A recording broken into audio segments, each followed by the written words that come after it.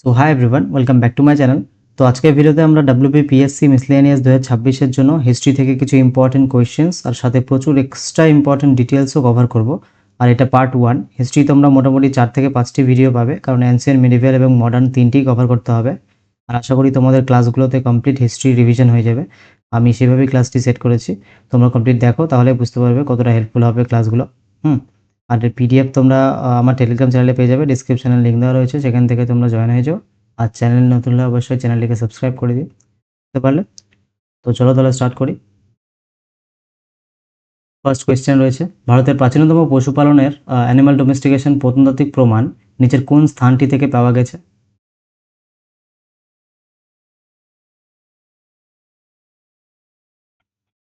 Option number B is the right answer, বাগড়।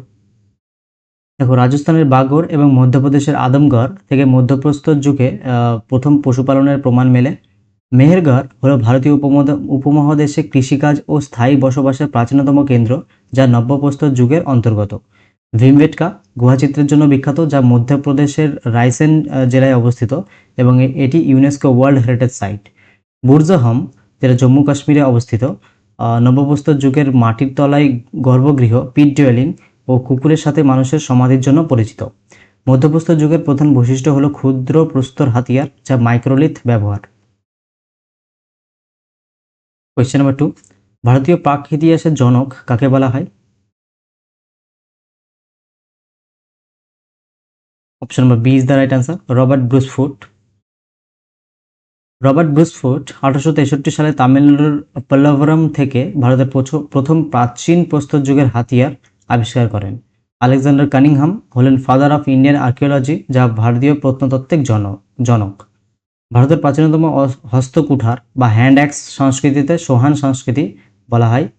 প্রাচীন প্রস্তর যুগের মানুষকে মূলত সংগ্রাহক বা শিকারী বলা হতো। নবপ্রস্তর যুগে মানুষ প্রথম আগুনের আবিষ্কার ও ব্যবহার বড় মাত্রায় শুরু করে। এই ডিটেলসগুলো খুবই ইম্পর্ট্যান্ট, তোমরা অবশ্যই রিভিশন করে নিও, বারবার দেখে নিও, ঠিক আছে ভিডিওটি। কোয়েশ্চেন নাম্বার 3, সিন্ধু সভ্যতার একমাত্র বন্দর শহর কোনটি ছিল? Option number C, Lothal. Lothal গুজরাটের ভগবা নদীর তীরে অবস্থিত বিশ্বের প্রাচীনতম কৃত্রিম পোতাশ্রয় ডকইয়ার্ড। এটি 1954 সালে বিখ্যাত প্রত্নতাত্ত্বিক এস.আর. রাও আবিষ্কার করেন। চানহুদারো ছিল দুর্গহীন, উইদাউট সিটাডেল, একমাত্র সিন্ধু শহর যা পুঁতি তৈরি কারখানার জন্য বিখ্যাত।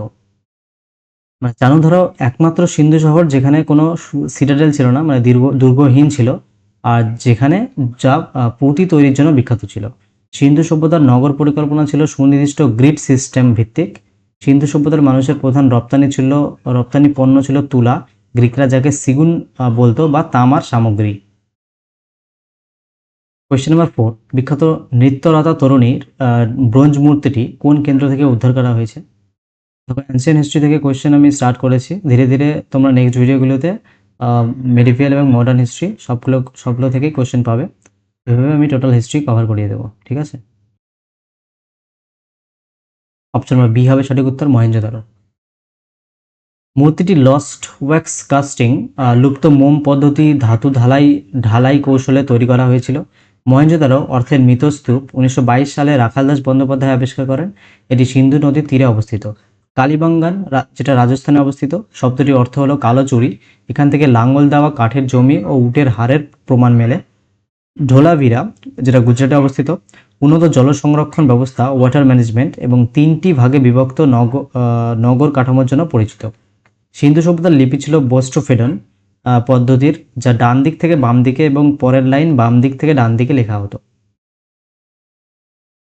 কোয়েশ্চেন নম্বর 5, সত্যমেব জয়তে উক্তিটি নিচের কোন উপনিষদ থেকে নেওয়া হয়েছে? কোয়েশ্চেন্স আমি ইজি রেখেছি, তোমাদের যেটা এখান থেকে দেখতে হবে সেটা ডিটেলসগুলো, এগুলো তোমাদের অবশ্যই মনে রাখতে হবে। অপশন নম্বর এ, মুন্ডক উপনিষদ। উপনিষদগুলিকে বেদান্ত বলা হয়। এগুলির মূল বিষয়বস্তু হলো ভারতীয় দর্শন, ফিলোসফি, এবং এদের সংখ্যা 108টি। বৃহদারণ্যক উপনিষদ হলো প্রাচীনতম এবং সর্ববৃহৎ উপনিষদ, যেখান থেকে তমসমা জ্যোতির্গময় শ্লোকটি নেওয়া হয়েছে। কঠ্য উপনিষদে নচিকেতা ও যমদেবের মধ্যাকার বিখ্যাত আধ্যাত্মিক সংলাপ বর্ণিত রয়েছে। গায়ত্রী মন্ত্র ঋগ্বেদের 3য় মণ্ডলে অবস্থিত, যা মহর্ষি বিশ্বামিত্র রচনা করেন এবং দেবী সবিত্রাকে বা সাবিত্রীকে উৎসর্গকৃত। বৈদিক যুগের 4টি বেদের মধ্যে সামবেদকে ভারতীয় সুর ও সঙ্গীতের মূল ভিত্তি বলা হয়। কোয়েশ্চেন নাম্বার 6, বৈদিক যুগের দশরাজন যুদ্ধ ব্যাটল অফ 10 কিংস কোন নদীর তীরে সংঘটিত হয়েছিল? অপশন নম্বর বি, পরুষ্ণী বা রাভি। এই যুদ্ধটি ভারত গোষ্ঠীর রাজা সুদাস এবং 10 জন রাজার যৌথ জোটের মধ্যে হয়েছিল, যেখানে সুদাস জয়ী হন। ঋগ্বেদে উল্লেখিত সবচেয়ে পবিত্র নদী হলো সরস্বতী এবং সর্বাধিকবার উল্লেখিত নদী হলো সিন্ধু। ঋগ্বৈদিক যুগে রাজাকে দেওয়া স্বেচ্ছাসেবী বা বাধ্যতামূলক করের নাম ছিল বলি। বৈদিক সমাজের মূল ভিত্তি ছিল পরিবার বা কুল, যার প্রধানকে বলা হতো কুলপ। বৈদিক যুগের 2টি রাজনৈতিক সভা ছিল, সভা প্রবীণদের পরিষদ যেটা, আর এবং সমিতি সাধারণ জনগণের সভা ছিল যেটা। কোয়েশ্চেন নাম্বার 7, গৌতম বুদ্ধ তার প্রথম ধর্মোপদেশ কোথায় প্রদান করেছিলেন?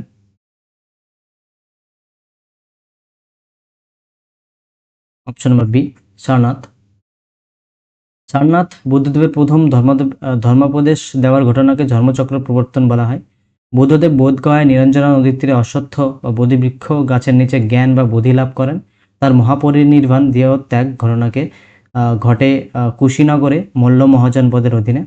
বৌদ্ধদের প্রধান ধর্মগ্রন্থ ত্রিপিটক, বিনয় সূত্র ও অভিধম্ম পিটক প্রাচীন পালি ভাষায় রচিত। গৌতম বুদ্ধের গৃহত্যাগের ঘটনাকে বলা হয় মহাভিনিষ্ক্রমণ। কোয়েশ্চেন নাম্বার 8, চতুর্থ বৌদ্ধ সঙ্গীত কার রাজত্বকালে এবং কোথায় অনুষ্ঠিত হয়েছিল? Option number D, Kanishka, Kashmir. চতুর্থ বৌদ্ধ সঙ্গীতের সভাপতি ছিলেন বসুমিত্র এবং সহসভাপতি ছিলেন বিখ্যাত কবি অশ্ব ঘোষ। এই সঙ্গীতেই বৌদ্ধ ধর্ম দুটি প্রধান সম্প্রদায়ে বিভক্ত হয়ে যায়, হিনজান ও মহাযান। প্রথম বৌদ্ধ সঙ্গীত অজাতশত্রুর আমলে রাজগৃহে সপ্তপর্ণী গুহায় এবং দ্বিতীয় সঙ্গীত কালাশোকের আমলে বৈশালীতে অনুষ্ঠিত হয়। প্রথম বৌদ্ধ সঙ্গীত কোথায়? অজাতশত্রুর আমলে রাজগৃহে এবং দ্বিতীয় বৌদ্ধ সঙ্গীত কালাশোকের আমলে বৈশালীতে অনুষ্ঠিত হয়। তৃতীয় বৌদ্ধ সঙ্গীত সম্রাট অশোকের রাজত্বকালে পাটলিপুত্রে আহ্বান করা হয়েছিল। সভাপতি ছিল মোগলিপুত্র তিস। বৌদ্ধ সঙ্গে প্রবেশ করার প্রথম অনুষ্ঠানকে বলা হতো উপসম্পদা। কোয়েশ্চেন নাম্বার 9, জৈন ধর্মের প্রথম তীর্থঙ্কর কে ছিলেন? Option number B, Rishabhdev. Rishabhdev বা আদিনাথ ছিলেন প্রথম তীর্থঙ্কর। তার প্রতীক ছিল ষাঁড়। 23তম তীর্থঙ্কর ছিলেন পার্শ্বনাথ। তিনি চতুর্জাম, অহিংসা, সত্য, অস্তেয়, অপরিগ্রহ 4 নীতি প্রচার করেন। 24তম এবং শেষ তীর্থঙ্কর ছিলেন বর্ধমান মহাবীর। তার প্রতীক ছিল সিংহ। মহাবীর পার্শ্বনাথের 4টি নীতির সাথে পঞ্চম নীতি ব্রহ্মচর্য যুক্ত করে পঞ্চ মহাব্রত গঠন করেন। ঋগ্বেদে 2 জৈন তীর্থঙ্কর ঋষভদেব ও অরিষ্টনেমির নাম পাওয়া যায়। কোয়েশ্চেন নাম্বার 10, জৈন ধর্ম প্রথম কোন দুটি প্রধান সম্প্রদায়ে বিভক্ত হয়েছিল? অপশন নম্বর বি, শ্বেতাম্বর ও দিগম্বর। শ্বেতাম্বর সম্প্রদায়ের নেতা ছিল স্থূলভদ্র, যারা শ্বেত বস্ত্র পরিধান করতেন। দিগম্বর সম্প্রদায়ের নেতা ছিলেন ভদ্রবাহু, যারা সম্পূর্ণ বস্ত্রবিহীন থাকতেন। প্রথম জৈন সঙ্গীত 300 খ্রিস্টপূর্বাব্দে স্থূলভদ্রের সভাপতিত্বে পাটলিপুত্রে অনুষ্ঠিত হয়। জৈন ধর্মগ্রন্থগুলি মূলত প্রাচীন প্রাকৃত বা অর্ধমগধী ভাষায় রচিত হয়েছিল। জৈনদের ত্রিরত্ন হলো সঠিক বিশ্বাস, রাইট ফেথ, সঠিক জ্ঞান, রাইট নলেজ এবং সঠিক আচরণ, রাইট কন্ডাক্ট। কোয়েশ্চেন নাম্বার 11, ভগবত বা বৈষ্ণব ধর্মের প্রাচীনতম প্রত্নতাত্ত্বিক প্রমাণ কোনটি? অপশন নম্বর বি, হেলিওডোরাসের বেশনগর গরুর স্তম্ভ। তক্ষশিলার গৃহদূত হেলিওডোরাস বিদিশায় এই গরুর স্তম্ভ স্থাপন করেন এবং নিজেকে ভাগবত বলে উল্লেখ করেন। দক্ষিণ ভারতের শৈব ভক্তদের সাধকদের বলা হতো নায়নার, যাদের সংখ্যা ছিল 63 জন। দক্ষিণ ভারতে বৈষ্ণব ভক্ত সাধকদের বলা হতো আলভার, যাদের মোট সংখ্যা ছিল 12 জন। শৈব ধর্মের অন্যতম প্রাচীন সম্প্রদায় হলো পশুপত সম্প্রদায়, যার প্রতিষ্ঠাতা ছিলেন লকুলিশ। আর ভগবত ধর্মাবলম্বীদের প্রধান উপাস্য ছিলেন বাসুদেব কৃষ্ণ, যিনি বৃষ্ণি বংশের অন্তর্ভুক্ত ছিলেন। কোয়েশ্চেন নাম্বার 12, প্রাচীন মথুরা শিল্পকলার অধীনে বাসুদেব কৃষ্ণের প্রথম দিকের মূর্তিগুলি কোন রাজবংশের আমলে তৈরি হয়?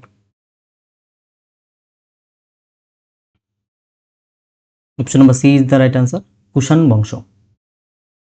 মথুরা শিল্পরীতি স্থানীয় লাল দাগযুক্ত বেলে পাথর ব্যবহারের জন্য পরিচিত ছিল। কুষাণ যুগে মথুরা শিল্পরীতিতে বৌদ্ধ, শৈব এবং বৈষ্ণব দেবীর মূর্তি বিপুল সংখ্যায় তৈরি হতে শুরু করে। তামিল ভাষায় বিখ্যাত বৈষ্ণব ভক্তিমূলক সাহিত্য সংকলন হল দিব্য প্রবন্ধম। গুপ্ত বংশের রাজারা প্রধানত বৈষ্ণব ধর্মের পৃষ্ঠপোষক ছিলেন এবং তারা পরম ভগবত উপাধি ধারণ করতেন। কাশ্মীর অঞ্চলে শৈব ধর্মের একটি বিখ্যাত দার্শনিক শাখা গড়ে উঠেছিল, যাকে কাশ্মীর শৈব ধর্ম বলা হয়। 13, প্রাচীন ষোড়শ মহাজনপদের বিবরণ নিচের কোন বৌদ্ধ গ্রন্থটি থেকে পাওয়া যায়? কোন বৌদ্ধ গ্রন্থটি থেকে পাওয়া যায়? অপশন নম্বর এ অঙ্গুত্তর নিকায়। বৌদ্ধ গ্রন্থ অঙ্গুত্তর নিকায় এবং জৈন গ্রন্থ ভগবতী সূত্র থেকে 16টি মহাজনপদের বিস্তারিত তথ্য পাওয়া যায়। 16টি মহাজনপদের মধ্যে একমাত্র দক্ষিণাত্যে গোদাবরী নদীর তীরে অবস্থিত অশোক একমাত্র যেটা দাক্ষিণাত্যে অবস্থিত ছিল অশোক। ষোড়শ মহাজনপদের মধ্যে বজ্জী এবং মল্ল ছিল গণসংঘ বা প্রজাতান্ত্রিক, যেটাকে আমরা রিপাবলিক বলি। অবন্তীর শক্তিশালী রাজা ছিলেন প্রদ্যোৎ, যার জন্ডিস চিকিৎসার জন্য মগধ রাজা বিম্বিসার নিজের রাজবৈদ্য জীবককে পাঠিয়েছিলেন। বিম্বিসার তার নিজের রাজবৈদ্য জীবককে পাঠিয়েছিলেন। 16টি মহাজনপদের মধ্যে চূড়ান্ত রাজনৈতিক আধিপত্য বিস্তার করেছিলেন মগধ। 14, মগধের হর্ষাঙ্ক বংশের প্রতিষ্ঠাতা কে ছিলেন? Option number B Bimbisara. Bimbisara বৈবাহিক সম্পর্ক, কৌশলা, লিচ্ছবি ও মুদ্রে স্থাপনের মাধ্যমে মগধ সাম্রাজ্যের ভিত্তি মজবুত করেন। উপাধি শ্রেণিক। বিম্বিসারের পুত্র অজাতশত্রু উপাধি কুনিক পিতাকে হত্যা করে সিংহাসনে বসেন এবং প্রথম বৌদ্ধ সঙ্গীত আহ্বান করেন। হর্ষাঙ্ক বংশকে ভারতের প্রাচীন ইতিহাসে পিতৃহন্তা বংশ, ডাইনেস্টি অফ প্যারিসাইডস বলা হয়। মহাপদ্মনন্দ নন্দবংশের প্রতিষ্ঠাতা করেন এবং একরাট ও সর্বক্ষত্রান্তিক উপাধি গ্রহণ করেন। মগধের প্রধান রাজধানী ছিল গিরিব্রজ বা রাজগৃহ, যা পরবর্তীতে উদয়ন স্থানান্তরিত করে পাটলিপুত্রে নিয়ে যান। 15, গ্রিক সম্রাট আলেকজান্ডার কত খ্রিস্টপূর্বাব্দে ভারত আক্রমণ করেছিলেন? অপশন নম্বর এ 326 খ্রিস্টপূর্বাব্দ। আলেকজান্ডার ম্যাসেডোনিয়ার রাজা ছিলেন এবং ঝিলাম নদীর তীরে হিদাসপিসের যুদ্ধে প্রৌরব রাজা পুরুকে পরাজিত করেন। আলেকজান্ডারের ক্লান্ত সেনাবাহিনী বিপাশা নদী অতিক্রম করতে অস্বীকার করায় তিনি ব্যাস নদীর তীর থেকেই স্বদেশে অভিমুখে রওনা হন। আলেকজান্ডারের প্রিয় ঘোড়ার নাম ছিল বুসেফেলাস, যার স্মরণে তিনি ভারতে একটি শহর প্রতিষ্ঠা করেন। 323 খ্রিস্টপূর্বাব্দে মাত্র 33 বছর বয়সে ব্যাবিলনে আলেকজান্ডারের মৃত্যু হয়। তক্ষশিলের রাজা আম্ভি কোনো যুদ্ধ ছাড়াই আলেকজান্ডারের আনুগত্য স্বীকার করেছিলেন। 16, আলেকজান্ডারের ভারত আক্রমণের সময় মগধে কোন রাজবংশের শাসন ছিল? অপশন নম্বর সি নন্দ বংশ। গ্রিক আক্রমণের সময় মগধের নন্দ বংশের শেষ ও বিলাসপ্রিয় সম্রাট ধননন্দ সিংহাসনে আসীন ছিলেন। আলেকজান্ডারের নৌবাহিনীর প্রধান বা সেনাপতি ছিলেন নিয়ারকাস।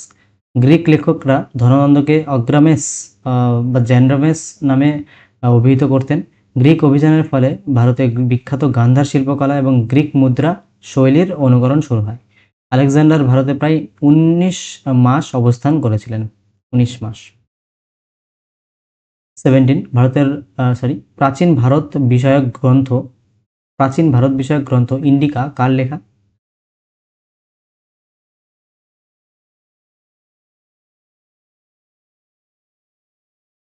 অপশন নম্বর এ মেগাস্থেনিস। মেগাস্থেনিস ছিলেন গ্রিক শাসক সেলুকাস নিকেটরের দূত, যিনি চন্দ্রগুপ্ত মৌর্যের রাজসভায় এসেছিলেন। ইন্ডিকা গ্রন্থে পাটলিপুত্র শহরের শাসন ব্যবস্থা ও ভারতীয় সমাজকে 7টি শ্রেণীতে বিভক্ত হিসেবে বর্ণনা করা হয়েছে। চন্দ্রগুপ্ত মৌর্য জীবনের শেষ ভাগে জৈন সন্ন্যাসী ভদ্রবাহুর প্রভাবে শ্রবণ-বেলাগোলায় সংলেখনা বা উপবাস মেনে দেহত্যাগ করেন। চাণক্য বা কৌটিল্যের মূল নাম ছিল বিষ্ণুগুপ্ত। তার রচিত অর্থশাস্ত্র মূলত রাজনীতি ও প্রশাসনিক ব্যবস্থার আকর গ্রন্থ।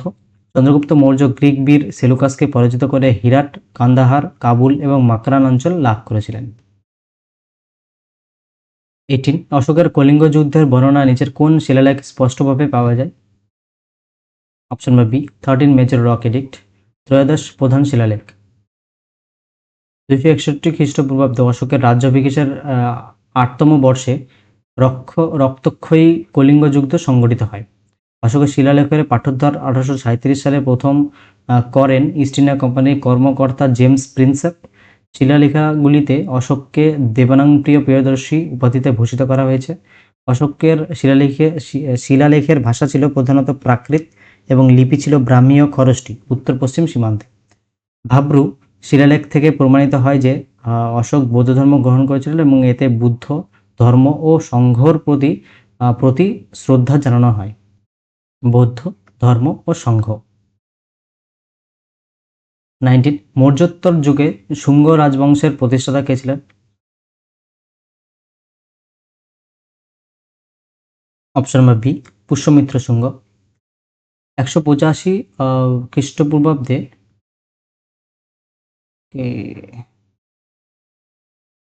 আচ্ছা 185 খ্রিস্টপূর্বাব্দে শেষ মৌর্য সম্রাট বৃহদ্রথকে হত্যা করে তার সেনাপতি পুষ্যমিত্র শুঙ্গ এই ব্রাহ্মণ রাজবংশ প্রতিষ্ঠা করেন।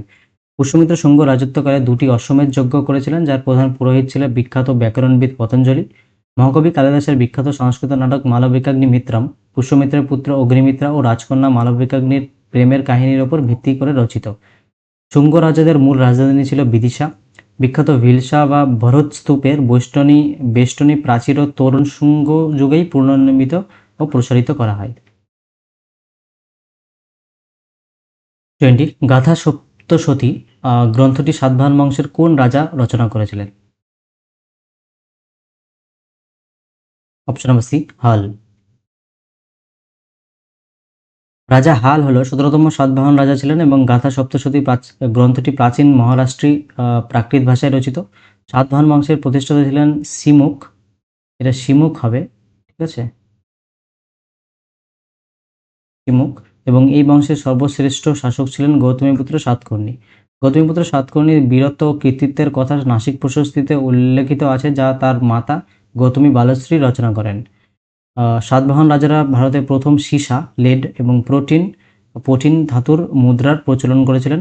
সাতবাহনরা নিজেদের শিলালেখ প্রথম ব্রাহ্মণদের নিষ্কর জমি বা গ্রাম দান করার প্রথা শুরু করেছিলেন। তো ফার্স্ট ভিডিওতে একটু ইজি কোয়েশ্চেন ছিল, তার সাথে ডিটেলসগুলো খুব শর্ট ছিল। তো আমি চেষ্টা করবো নেক্সট ভিডিওতে আরও ইমপ্রুভ করার, এবং ইমপ্রুভ করার বলতে নেক্সট ভিডিওতে একটু স্ট্যান্ডার্ড লেভেল কোয়েশ্চেন রাখবো, কারণ মিসলেনিয়াসে একটু স্ট্যান্ডার্ড লেভেল কোয়েশ্চেন থাকে। আর ডিটেলসও আমি একটু বাড়িয়ে দেবো, তাতে করে তোমাদের রিভিশন প্লাস অনেক প্রিপারেশনটা অনেক ভালো হয়ে যাবে। আশা করি তোমাদের ভিডিওটি ভালো লেগেছে। আর অবশ্যই ডেসক্রিপশানে লিঙ্ক দেওয়া রয়েছে, পিডিএফ তোমরা টেলিগ্রাম চ্যানেলে পেয়ে যাবে, জয়েন হয়ে যাও, ঠিক আছে। আর একটু সাপোর্ট করো ভিডিওতে, এটাই চাইবো। তো দেখা হচ্ছে নেক্সট ভিডিওতে। Tata, bye bye.